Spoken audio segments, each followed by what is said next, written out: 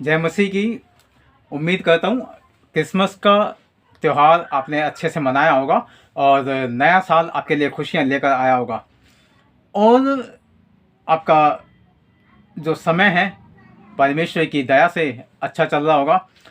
आज मैं आपको अपने जीवन की एक विशेष घटना बताना चाहता हूँ कि एक दिन की बात है, मैं रात को सो रहा था और अभी शायद 1 महीना भी नहीं हुआ है और रात के 11 बजे का समय था और तभी मुझे अचानक एक कुत्ते के बच्चे के रोने की आवाज़ सुनाई दी और कुछ देर तक तो मैंने सुन के अनसुना किया, लेकिन फिर बाद में मुझसे रहा नहीं गया और मैंने उठकर देखा तो हमारे दरवाजे के बाहर की तरफ पड़ोसियों के दरवाजे गेट पर एक कुत्ते का छोटा सा बच्चा काफ़ी तेज़ रो रहा था और चिल्ला रहा था।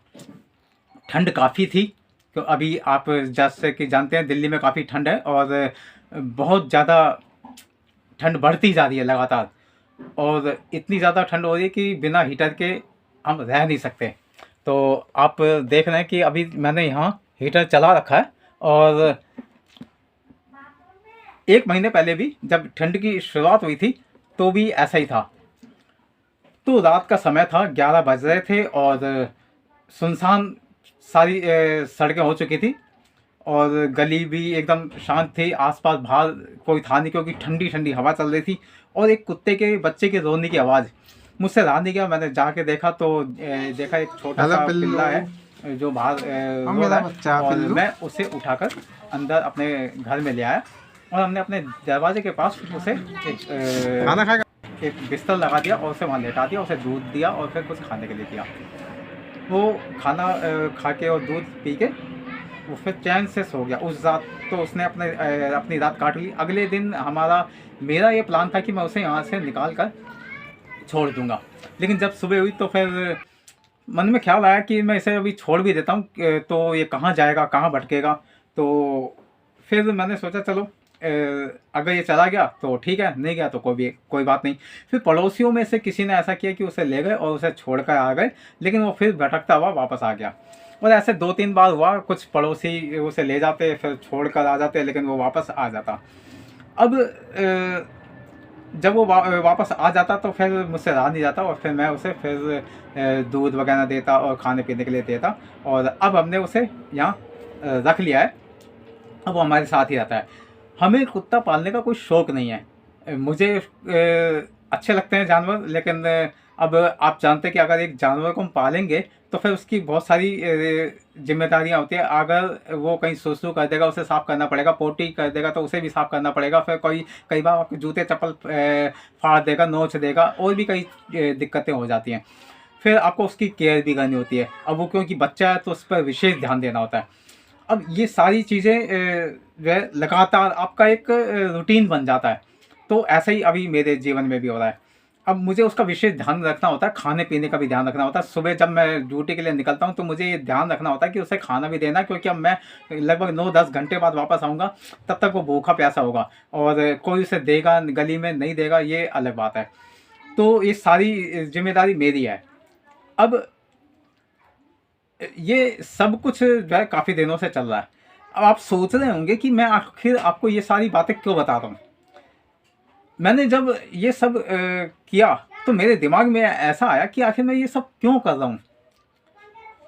तो सबसे जो बड़ी बात मुझे समझ में आई, इसमें था एक प्यार, और वो भी बिना लालच का प्यार, निस्वार्थ प्रेम जिसे हम कह सकते हैं।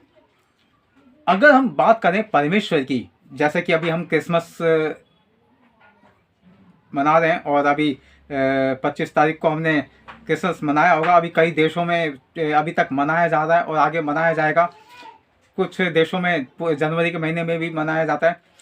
तो ये जो एक त्यौहार हम मनाते हैं क्रिसमस का, ये हमारे यीशु मसीह के पैदा होने से संबंधित और साथ में उस प्रेम से संबंधित है जो उन्होंने हमारे लिए किया। ईश्वर का प्रेम, आखिर उन्हें क्या पड़ी थी कि वो हमसे ऐसा प्रेम करते। अब जैसे मैं एक कुत्ते के बच्चे से प्रेम कर रहा हूँ और लगातार उसकी चिंता कर रहा हूँ, उसके खाने पीने की, उसके और उसकी और बाकी चीज़ों की, कि वो कहीं ऐसा ना उसे ज़्यादा ठंड लग जाए, वो उसे चैन की नींद आ सके, वो समय पे उसे खाना मिल जाए। ये सारी चिंताएं मैं कर रहा हूँ। मैं कोई भगवान नहीं हूँ, मैं कोई बहुत अच्छा इंसान नहीं हूँ, मैं कोई ऐसा भी नहीं है कि मैंने बहुत अच्छे पुण्य के काम किए हैं तो मैं बहुत दयालु किस्म का इंसान हूँ। मैं एक साधारण सा इंसान हूँ, लेकिन मैं एक कुत्ते के बच्चे के लिए जब इतना कुछ कर रहा हूँ तो ये एक मामूली से इंसान की एक आदत है कि चलो आपको कोई मिला, आपने उसकी मदद कर दी। लेकिन हम अगर इस बात को परमेश्वर के तरीके से देखें तो उन्होंने भी हमें ऐसे ही ग्रहण कर लिया। हम भूले हुए और भटके हुए लोग थे। हमारे पास ना खाने पीने का कोई साधन, ना हमारे पास रहने का कोई साधन, बस हम भटकते हुए परमेश्वर के दरवाजे पे आ गए। या ये समझिए कि परमेश्वर ने हमें अपने पास बुला लिया और हमें ग्रहण कर लिया। अब जैसे कई बार मैं उस कुत्ते के बच्चे की पोटी साफ करता हूँ, उसके सूसू को देखता हूँ, साफ करता हूँ, तो ऐसे उसकी गंदगी को मुझे साफ करना पड़ता है। वैसे ही परमेश्वर हमारे अपराधों को, हमारे पापों को लगातार साफ करते रहते हैं और वो इस बात की चिंता नहीं करते कि हम क्या कर रहे हैं, हम कैसे माहौल में से आ रहे हैं, हम कहाँ से आ रहे हैं। जब कई बार वो पिल्ला गंदगी में से होके आ जाता है, उस पर धूल जम रही होती है या इधर उधर मुंह मार के आता है, तो उसे मुझे बर्दाश्त करना होता है और फिर से उसे कई बार उसे पोंछ के या झाड़ के या नहला के उसे वापस उसके स्थान पर पहुंचाना होता है। मुझे ध्यान रखना होता है कि वो फिर से मतलब गंदगी में ना जाए। और जब वो फिर होके आ जाता है, फिर अगले दिन यही एक दोबारा से मेरा काम है कि उसे फिर से नहलाना, फिर से साफ करना, फिर से उसे अच्छे बिस्तर पे उसे बैठा देना और या सुला देना। तो वैसे ही परमेश्वर ने अपना एक रूटीन बना रखा है कि रोज हम कोई ना कोई पाप, कोई ना कोई अपराध, कोई ना कोई गंदगी हम फैलाते रहते हैं और परमेश्वर हमें बार बार हमें धोते हैं, साफ करते हैं, अपने लहू से धोते हैं और फिर से हमें शुद्ध कर देते हैं, फिर से हमें नई जगह ले जाते हैं। हमारा जो व्यवहार है वो ऐसा ही है। हम जैसे सुअर होता है, वो बार बार गंदगी में जाता है। अब कुत्ते के बच्चे को नहीं पता कि वो कहाँ जा रहा है, कि वो तो बस निकल जाता है और मट्टी में लौटता है। कई बार कुछ भी कर देता है, कई बार कपड़ों को फाड़ देता है, कई बार कुछ भी कर देता है, मतलब सारी गलतियां और सारी गंदगियां वो फैलाता है। लेकिन वो इस बात को जानता नहीं है कि मैं कर क्या रहा हूँ। वैसे ही हम इंसान जिस काम को अच्छा समझते हैं, नहीं जानते कि हम कई बार उस अनजाने में बुराई को जन्म दे रहे हैं, हम बुरे काम को कर रहे हैं, हम परमेश्वर को परेशान कर रहे हैं, हम परमेश्वर को दुख दे रहे हैं अपने अधर्म और अपने पापों के कारण। और उन सारी गंदगी, उन सारे बुराइयों को, उन सारे पापों को परमेश्वर निरंतर बिना कुड़कुड़ाए साफ किए जा रहे हैं। ये परमेश्वर का प्रेम है जो कि हमें क्रिसमस के त्यौहार को मनाने के लिए प्रेरित करता है। हम जो क्रिसमस को मना रहे हैं, ऐसे नहीं कि अंधाधुंध मनाए जा रहे हैं, कोई उसका मकसद नहीं पता। दरअसल परमेश्वर का यही प्रेम है कि वो हमारी सारी गंदगी को ऐसे ही साफ करते रहते हैं। बार बार हम पाप करके जाते हैं, फिर से हम हाथ जोड़ते हैं, हे परमेश्वर हमें माफ़ कर दो, परमेश्वर हमें क्षमा कर दो, और वो हमें फिर से माफ़ कर देते हैं, फिर से हमें शुद्ध कर देते हैं, फिर से अपना लहू डालकर हमें पूरी तरह से शुद्ध कर देते हैं। तो ये परमेश्वर का प्रेम है। परमेश्वर आपसे ऐसा ही प्रेम बनाए रखना चाहते हैं। वो कभी भी आपके अपराधों को माफ़ करते करते थकते नहीं हैं। उन्होंने आपसे कहा है कि मैं तेरे अपराधों को अपनी पीठ पीछे फेंक दूंगा। अब वो जो कुत्ते का बच्चा हमने पाला हुआ है, वो रोज के रोज पोटी करता है। अब ऐसा नहीं कि आज करेगा फिर एक हफ्ते बाद करेगा या एक महीने बाद, वो रोज करता है और तो वो रोज ही हमें साफ करनी पड़ती है। तो वैसे ही हम इंसान रोज गंदगी करते हैं और रोज परमेश्वर हमें फिर से शुद्ध करते हैं, फिर से हमारी गंदगी को दूर करते हैं, फिर से हमारे पापों को साफ कर देते हैं, हमें शुद्ध करते हैं। तो वैसे ही ये हमारी एक आदत सी बन गई है पाप करने की। और परमेश्वर जानते हैं कि हम इंसान हैं, हम मनुष्य हैं, हम मिट्टी से बने हुए हैं और हम ये लगातार करेंगे। ये एक रिसाइकल हो गया है कि लगातार हमें करना ही करना है। हम कई बार कोशिश करते हैं कि नहीं करें पाप, लेकिन क्या करें, हम इंसान हैं, मिट्टी से बने हुए हैं और मतलब हमारा स्वभाव है पाप करना। और यही परमेश्वर का एक बड़प्पन है और उसकी महानता है कि वो हमें फिर भी माफ़ कर देते हैं, हमें शुद्ध कर देते हैं। तो केवल ऐसा नहीं है कि हमें पापों से शुद्ध कर दिया, माफ़ कर दिया और कहानी खत्म, नहीं। उसके बाद उस स्थान पर ले जाने की तैयारी कर रहे हैं जहां वो खुद रहते हैं, स्वर्ग में। अब एक मान लीजिए अब मैं उस जिस कुत्ते को हमने पाला हुआ है, जिस डॉगी को हमने पाला है, हमने उसे अभी बाहर जगह दी है, लेकिन अगर हम उसे अपने बिस्तर पर या अपने बगल में सुलाने लगे तो ये उसके लिए कितनी बड़ी मतलब चॉइस हो जाएगी कि कहाँ वो बाहर भटक रहा था, फिर वो हमने उसे घर में बुलाया, अब उसे अपने ही साथ सुलाने लगे। और कई बार आपने देखा होगा कई बड़े घरों में ऐसा होता भी है, उनके लिए सोफे होते हैं कुत्तों के लिए, और उनके लिए बेड होता है बाकायदा, उनके लिए बहुत महंगा महंगा खाना आता है। तो परमेश्वर की नज़र में आपका जीवन और ज़्यादा अनमोल है।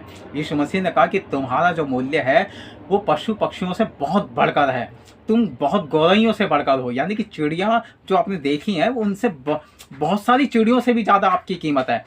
तो इतना ज़्यादा प्यार आपसे करते हैं परमेश्वर, और उनका प्यार जो है, उनका प्रेम जो है वो अनमोल है। अब ये देखिए, मैं इस कुत्ते के बच्चे के लिए ना अपने हाथों में कील नहीं ठुकवा सकता। थोड़ी बहुत तो बर्दाश्त भाई ये कर सकता हूँ कि मैं टोटी उसकी उसका उसका पोटी या उसका सूसू साफ कर दूंगा, उसे नहला दूंगा या और काम कर दूंगा, लेकिन अब मुझे उसके लिए अपने हाथ पैरों में कील ठुकवानी पड़े तो ऐसा मैं कभी नहीं करूँगा। परमेश्वर ने हमारे पापों के लिए अपने आप को कुर्बान कर दिया, हमारी गंदगी साफ की, हमारे अपराधों को मिटाया, और फिर अपने आप को, मतलब ये कितना प्रेम, कितना ज़्यादा परमेश्वर का प्रेम ये कितना ज़्यादा बढ़कर हो गया कि परमेश्वर ने अपने आप को हमारे लिए दे दिया। एक तो हमारे सारे अपराधों को माफ़ किया, हमारी गंदगी को दूर किया, हमारे अधर्म को अपने पीठ के पीछे फेंक दिया, और फिर अपने आप को कुर्बान तक कर दिया, क्रूस पर चढ़ा दिया। अब हम सुनते हैं कि कीलों से ठुकवा दिया, लेकिन वो वास्तव में वो कील वैसी नहीं है जैसे कि हम आमतौर पर देखते हैं हमारे घरों में कीलें गड़ी होती हैं। वो बहुत मोटी वाली कीलें थी जिनसे हाथ फट जाए, इसमें छेद नहीं बल्कि बहुत बुरी हालत हो जाए हाथों की, हमारे शरीर की, अगर हमारे शरीर में वो कीलें गाड़ी जाए तो ऐसा प्रेम परमेश्वर ने हमसे किया। तो ये परमेश्वर का प्रेम है कि जो लगातार हमारे लिए उमड़ता रहता है, और जिस वजह से हम क्रिसमस मनाते हैं। तो परमेश्वर हमसे ऐसा प्रेम करते हैं जिसकी कोई सीमा नहीं है। तो आपने देखा कि जब मैंने उस कुत्ते के बच्चे को बाहर भटकते हुए देखा, उसे ग्रहण कर लिया और उसे अपने घर में शरण दी, अपने घर में ठिकाना बनाया उसके लिए, और उसके सारा खाने पीने का इंतज़ाम किया। तो वैसे ही परमेश्वर ने हमें बाहर, जब हम भटक रहे थे, हम पापों में भटक रहे थे, हम दुनियादारी में लगे हुए थे, तो परमेश्वर ने हमें अपने पास बुलाकर हमें एक्सेप्ट किया, हमें कबूल किया, हमें ग्रहण किया, और हमें सारे अपराधों से शुद्ध करके हमें अपने पास बुला लिया, अपने पास बैठाया, अपने और हमारी चिंताएं की, खाने पीने की चिंता, पहनने ओढ़ने की चिंता, ये सारी चिंता अपने ऊपर ले ली, और साथ में स्वर्ग का वादा, जो कि परमेश्वर ने कहा कि मैं तुम्हें स्वर्ग में जगह दूंगा। तो ये बहुत ही अद्भुत प्रेम है परमेश्वर का जो उन्होंने हमारे लिए किया, हमारे लिए बलिदान दिया, हमारे लिए अपने आप को कुर्बान कर दिया। तो इसी के साथ क्रिसमस की और नए साल की आपको बहुत बहुत बधाई, और मैं परमेश्वर से दुआ करता हूँ, प्रार्थना करता हूँ कि परमेश्वर आपके जीवन में बहुत सारी खुशियाँ लेकर आए, और बहुत आनंद आपके जीवन में हो, और आने वाला समय आपके लिए बहुत ही खुशहाल हो। आप निरंतर तरक्की करें, और परमेश्वर निरंतर आपके जीवन में बने रहें, अपनी उपस्थिति को वो बना कर रखें, और आपका जीवन बहुत ही खुशहाल हो। आप लगातार बाइबल को पढ़िए और परमेश्वर से संबंध बना के रखें। परमेश्वर आपको बहुत आशीष दे। धन्यवाद।